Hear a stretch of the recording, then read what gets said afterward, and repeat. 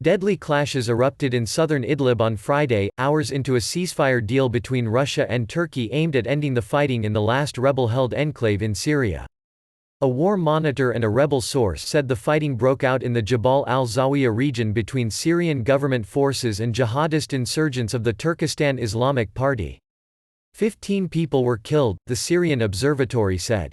Residents and opposition forces said the violence had abated elsewhere.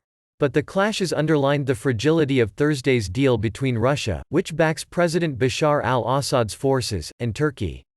Ankara supports rebel fighters but has less sway over hardline jihadists who control large parts of Idlib. The ceasefire aims to contain a conflict that has displaced nearly 1 million people in 3 months in northwest Syria. Turkish President Tayyip Erdogan had vowed to reverse recent advances by Assad's forces in Idlib. However, Thursday's deal froze the conflict along existing front lines, cementing significant gains by Syrian government forces. There may be criticism, but our priority was for a ceasefire and we achieved it. Some goals were not reached, but that goes for both sides, a senior Turkish official said. Several previous deals to end the fighting in Idlib have collapsed. Analysts and residents said they feared the latest ceasefire would also fizzle out as it did not address the humanitarian crisis or air protection in any detail. Any ceasefire arrangement in Idlib, unless it has a no-fly zone dimension, is bound to fail. Deals in the past never de-escalated. They merely froze the crisis until the next escalation, said Galip Dalai, IPC Mercator Fellow at the German Institute for International and Security Affairs.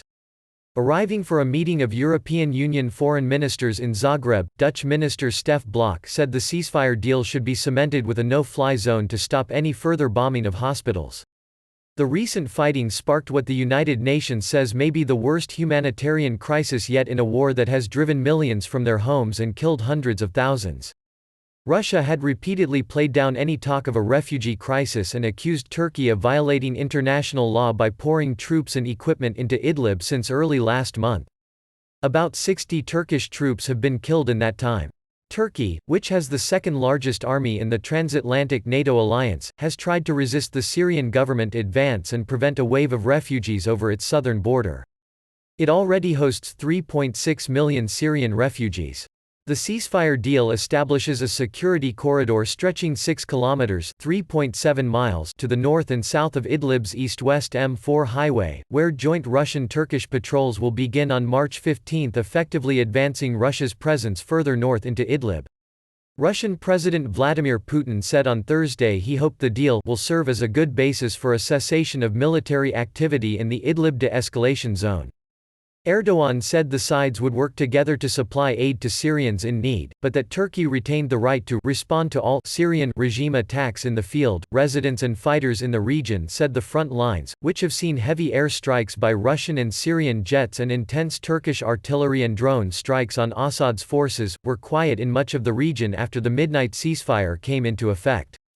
There is a ceasefire but there are violations, said Abdul Ghani al-Sheikh, a rebel fighter from the Turkey-backed Faylak Sham rebel group. He said government forces were shelling Jabal al-Zawiya and Atarib, to the south and east of Idlib.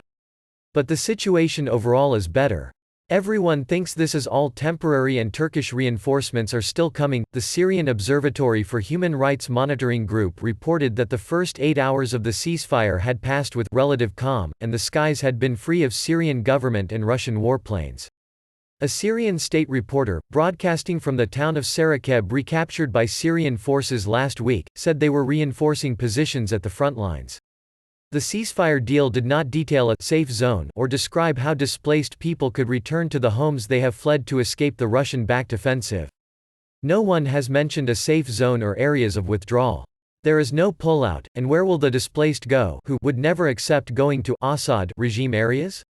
What we have heard is not comforting, said Ahmad Rihal, a former general in the Syrian government forces who defected to the opposition.